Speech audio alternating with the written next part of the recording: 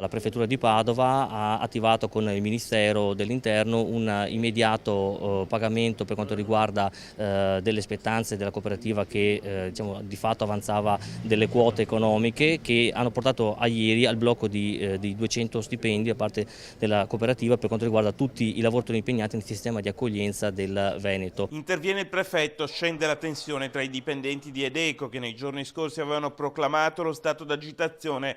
I fondi potrebbero sbloccarsi e nel giro di poco potrebbe essere erogato lo stipendio bloccato. Insomma, un sospiro di sollievo, anche se i vertici della cooperativa sono cauti. Noi ce lo auguriamo, insomma, che sia così.